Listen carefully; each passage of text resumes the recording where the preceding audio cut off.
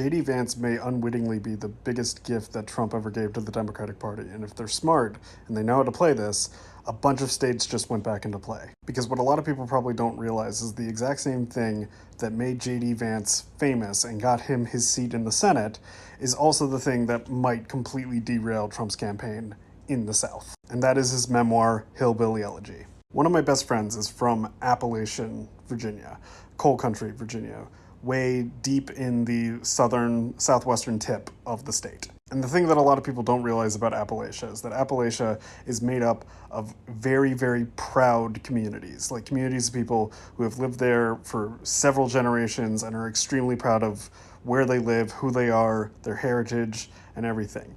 And in Hillbilly Elegy, JD Vance spends basically the entire book calling those people violent, ignorant, aimless hicks. If you're not aware, Hillbilly Elegy is Vance's memoir where he basically talks about all the times he spent in Kentucky as a guy raised in middle-class Ohio.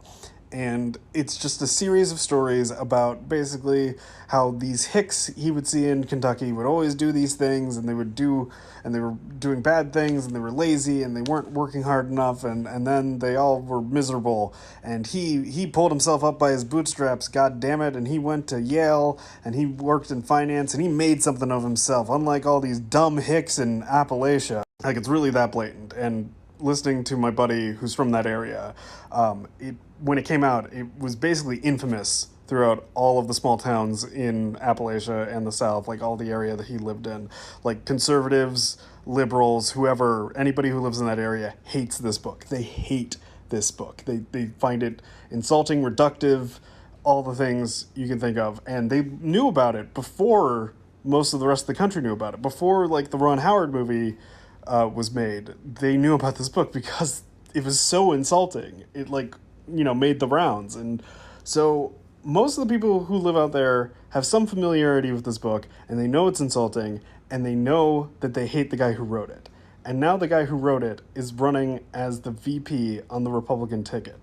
It's to the point that my buddy has anecdotally told me that several conservative people that he grew up with who have voted Republican in every election are now finally considering voting Democrat for the first time in their lives just because that's how much they hate JD Vance. And if the Democrats play this well, that means that, Virginia is probably locked in for them.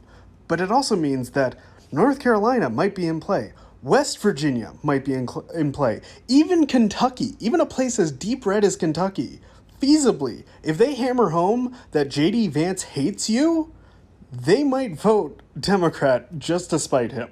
Because these are a proud people. These are a people who love their culture, they love their community, they love who they are, and they do not take well to people calling them dumb hicks. Far from it.